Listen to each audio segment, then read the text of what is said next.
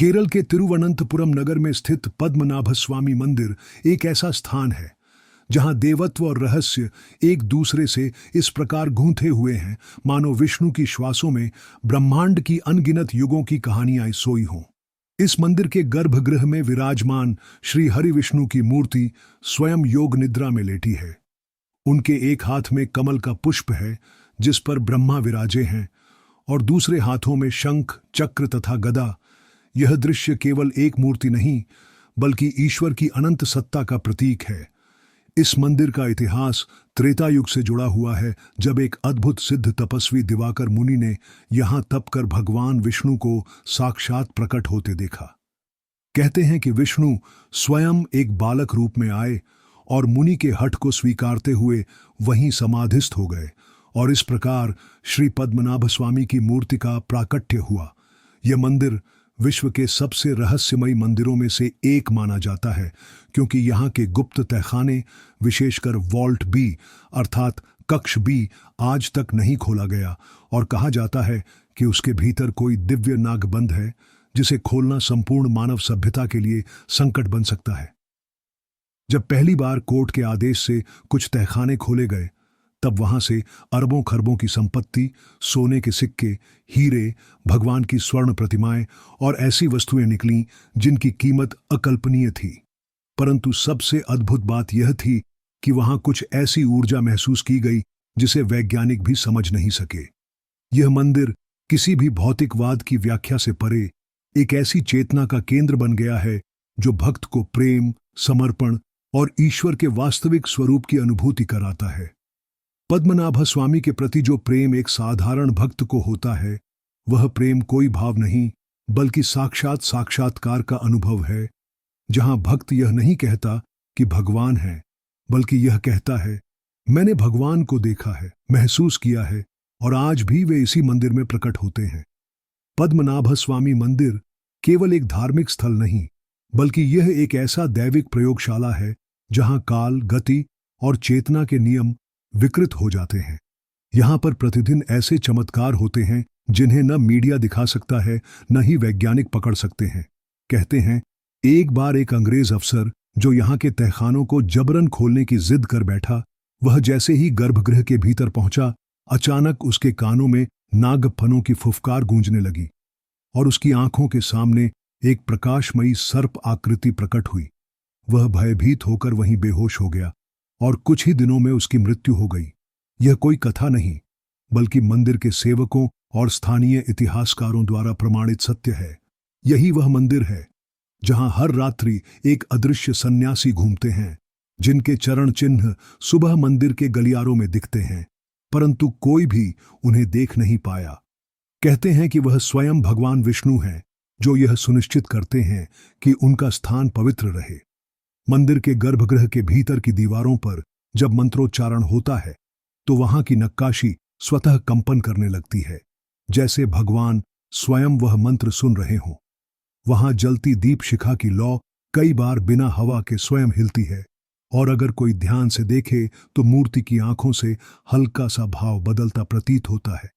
भक्तों का मानना है कि जब कोई सच्चे हृदय से दर्शन करता है तो भगवान स्वयं अपनी दृष्टि उस पर डालते हैं।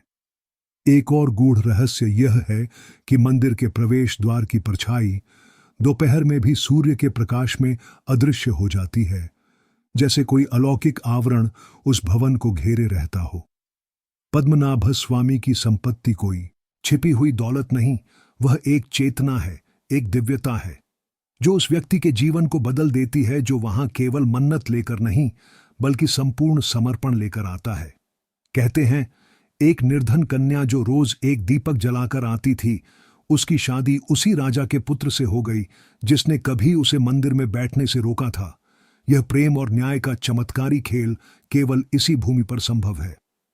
पद्मनाभ स्वामी मंदिर की शक्ति केवल सोने की मूर्तियों और गुप्त खजानों में नहीं है बल्कि उस अगाध प्रेम में है जो हर भक्त अपने ईश्वर से करता है। एक बार की बात है, एक युवा संगीतकार अंजना जो एक अनाथ थी, प्रतिदिन मंदिर के बाहर बैठकर वीणा बजाया करती थी। उसकी वीणा में वह स्वर था जो मंदिर के घंटों से भी गूंजता था। एक दिन मंदिर के भीतर से पुजारी बाहर आकर बोले, तू भगवान को रिझा रही है, तू भीतर आ।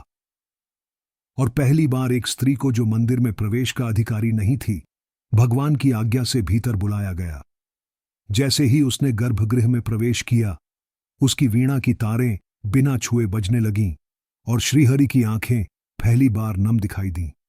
उस दिन से अंजना को मंदिर में नित्य आरती का अधिकार दिया गया और वह प्रतिदिन प्रेम की वीणा पर नारायण नारायण का राग छेड़ती रही। कहते हैं, एक रात्रि वह वीणा बजाते बजाते समाधि में चली गई और जब पुजारी सुबह आए तो उसे नहीं पाया। सिर्फ उसकी वीणा मंदिर के भीतर रखी थी और भगवान पद्मनाभ स्वामी की मूर्ति के पास एक रेखा सी बनी थी, जैसे कोई उसमें समा गया हो। यह कहानी केवल भावुक नहीं, बल्कि यह सिद्ध करती है कि जब कोई आत्मा संपूर्ण प्रेम से ईश्वर को पुकारती है, तो ईश्वर उसे अपने हृदय में स्थान देते हैं। पद्मनाभ स्वामी का मंदिर इस बात का प्रतीक है कि भक्ति केवल पूजा नहीं, आत्मा की वह तीव्र लालसा है जो परम सत्य तक पहुंचना चाहती है। यहां आने वाले साधक, यहां सेवा करने वाले सेवक, यहां मन्नत मांगने वाली माताएं और यहां जन्म जन्मांतर तक ईश्वर के चरणों में झुकने वाले भक्त, सभी के जीवन में कोई न कोई ऐसा मोड़ आता है जब उन्हें महसूस होता है कि वे किसी साधारण स्थान पर नहीं, बल्कि साक्षात श्रीहरि की ऊर्जा के समीप आए हैं। यहां प्रेम धोखा नहीं देता, यहां भक्ति कभी व्यर्थ नहीं जाती और यहां आंसू केवल दुख के नहीं, बल्कि परमानंद के बहते हैं। यही पद्मनाभ स्वामी की सच्ची लीला है। एक मंदिर नहीं, एक सजीव चेतना, एक ईंट पत्थर का ढांचा नहीं, बल्कि एक ऐसा प्रेममय स्वर्ग जहां हर आत्मा को उसका परमात्मा मिल जाता है। पद्मनाभ स्वामी मंदिर केवल भौतिक जगत की संरचना नहीं है, यह आत्मा की गहनतम यात्रा का एक दिव्य द्वार है जो चेतना के उस स्तर तक पहुंचाता है जहां से ब्रह्मांड की लय गूंजती है। इस मंदिर के विशाल गलियारे, जिनके प्रत्येक पत्थर में सहस्त्र वर्षों की भक्ति बसी है, वे उस मौन की भाषा बोलते हैं जिसे केवल हृदय से सुना जा सकता है। कहते हैं, जो मनुष्य यहां आकर केवल मांगने नहीं, बल्कि स्वयं को देने आता है, उसे श्रीहरि स्वयं ग्रहण करते हैं। ऐसे ही एक साधक थे व्यास नारायण, जिन्होंने संसार का मोह त्याग कर मंदिर की उत्तर दिशा में मौन व्रत धारण किया और 12 वर्षों तक बिना किसी से बोले केवल भगवान को निहारते रहे। 12वें वर्ष जब उन्होंने अपना मौन तोड़ा, तो उनके मुख से निकले पहले शब्द थे, मैं नहीं रहा, केवल विष्णु ही हैं।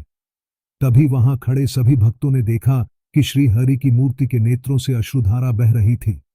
मंदिर का घंटा अपने आप बजने लगा और गर्भगृह के भीतर से एक दिव्य सुगंध फैल गई।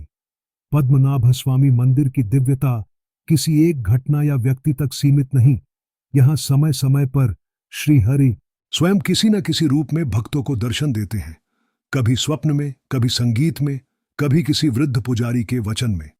एक बार की बात है, एक बालक हरीश, जो बोल नहीं सकता था, रोज मंदिर के पीछे एक शिला पर बैठकर जल से रेखाएं बनाता और भगवान को अपनी कल्पना से पत्र लिखता था। एक दिन वह पत्र पुजारी के हाथ लगा, जिसमें लिखा था, भगवान, अगर तुम सच में हो तो मेरे भीतर आकर बोलो। उसी दिन बालक ने पहली बार गर्भगृह के सामने नारायण उच्चारित किया और पुजारी ने अपने जीवन में पहली बार सुना कि भगवान की मूर्ति से भी वह स्वर प्रतिध्वनित हुआ। यह स्थान केवल पूजा और प्रार्थना का केंद्र नहीं, यह वह ऊर्जा केंद्र है जहां आत्मा की परतें खुलती हैं, अहंकार गलता है और मनुष्य मैं से वह बनता है।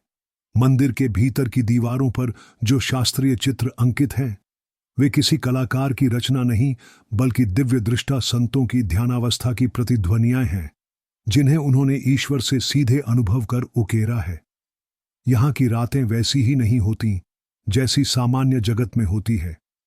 मंदिर के भीतर आधी रात को कोई अदृश्य आरती होती है, जिसका प्रकाश बाहरी दीवारों पर दीप्ति के रूप में दिखता है और ऐसा प्रतीत होता है कि स्वर्ग से देवता स्वयं वहां पूजा करने उतरते हैं।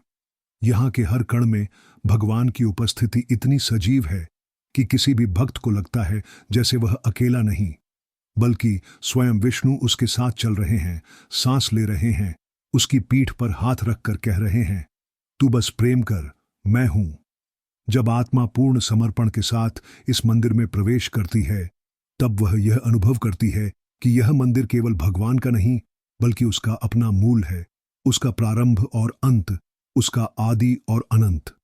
यही पद्मनाभ स्वामी की सच्ची महिमा है, जहां भगवान न केवल मूर्ति में बल्कि हर श्वास, हर भावना, हर चेतना में प्रकट होते हैं, और जहां हर वह व्यक्ति जो सच्चे मन से प्रेम करता है एक दिन यह अवश्य कहता है, मैंने ईश्वर को नहीं ढूंढा, ईश्वर ने मुझे यहां बुला लिया। पद्मनाभ स्वामी मंदिर की कहानी अंततः किसी ऐतिहासिक या सांस्कृतिक कथा में नहीं सिमटती, बल्कि यह आत्मा की उस गहनतम प्यास की कथा बन जाती है जो युगों युगों से ईश्वर की गोद में शरण पाने को तड़पती रही है। जब एक मनुष्य अपने जीवन की तमाम दौड़ भाग, अपेक्षाएं, दुख, मोह, घृणा और संघर्षों से थककर इस मंदिर की दहलीज पर पहुंचता है, तो उसे प्रतीत होता है मानो उसने कोई भौगोलिक स्थान नहीं बल्कि ईश्वर के हृदय के भीतर प्रवेश किया हो। इस मंदिर में न केवल भगवान विष्णु योग निद्रा में शेषनाग पर विश्राम करते हैं, बल्कि हर भक्त की पीड़ा भी उसी शेषनाग की कुंडली में समा जाती है, और प्रभु की शांत दृष्टि उसे उस मोक्ष की ओर ले जाती है जहां न पुनर्जन्म है, न भटकाव, बस प्रेम है, शांति है और ईश्वर की गोद जैसी विश्रांति है। ऐसी ही एक भक्त मालती अम्मा की कथा आज भी मंदिर परिसर में भाव विभोर होकर दोहराई जाती है। वह 35 वर्ष की वृद्धा जो हर दिन कांपते हाथों से मंदिर के 108 दीपक जलाया करती थी और यह कहते हुए मुस्कुराती थी, जब मेरा दीपक बुझेगा तब मैं बुझ जाऊंगी। एक दिन वह दीपक बुझा नहीं, बल्कि अचानक उसकी लौ आकाश की ओर उठी और उसी क्षण अम्मा वहीं मंदिर के द्वार पर शांत भाव से अनंत में विलीन हो गई। लोगों ने देखा कि मंदिर की घंटियां बिना किसी स्पर्श के बजने लगीं और गर्भगृह के भीतर से फूलों की वर्षा जैसी सुगंध आई। कहते हैं भगवान ने स्वयं अपनी दीप्ति से उसे अपने लोक में आमंत्रित किया। ऐसे असंख्य प्रसंग इस मंदिर की आत्मा में जीवित हैं। कोई अपने जीवन का अर्थ यहां पाता है, कोई अपने मृत आत्मीय का दर्शन, कोई अपने टूटे हुए हृदय का मरहम और कोई अपने समर्पण का प्रतिफल। मंदिर की दीवारें हर रात्रि किसी अदृश्य प्रेमी की पुकार सुनती हैं और हर भोर किसी आत्मा की आह्वान का उत्तर बन जाती है। पद्मनाभ स्वामी मंदिर सिखाता है कि ईश्वर को केवल समझा नहीं जा सकता, उन्हें महसूस करना पड़ता है, जीना पड़ता है और सबसे बढ़कर उन्हें प्रेम करना पड़ता है। और जब प्रेम संपूर्ण होता है तब वह मनुष्य और ईश्वर के बीच की सारी सीमाएं तोड़ देता है। यहां आने वाले श्रद्धालु यह नहीं कहते कि हमने मंदिर देखा, वे कहते हैं हमें भगवान ने बुलाया। और यह बुलावा केवल संयोग नहीं बल्कि उनकी आत्मा की उस पुरानी पुकार का उत्तर है जिसे भगवान ने युगों पहले सुना था। पद्मनाभ स्वामी मंदिर वास्तव में एक जीवंत द्वार है, संसार और मोक्ष के बीच, प्रेम और पूर्णता के बीच और आत्मा और परमात्मा के बीच। यहां कोई कथा समाप्त नहीं होती, बल्कि हर आहट, हर पद चिन्ह, हर अश्रु और हर भक्ति की घंटी एक नई कथा की शुरुआत बन जाती है, और वही कथा अनंत काल तक इस मंदिर की दीवारों पर, शेषनाग की शैया पर और भगवान विष्णु की आंखों की उस सूक्ष्म मुस्कान में जीवित रहती है। जो यहां आता है वह केवल दर्शन नहीं करता, वह स्वयं ईश्वर बनकर लौटता है, प्रेम बनकर लौटता है और उस मौन का भाग बन जाता है जहां शब्द समाप्त हो जाते हैं और केवल एक ही ध्वनि शेष रह जाती है, एयुएम पद्मनाभाय नमः।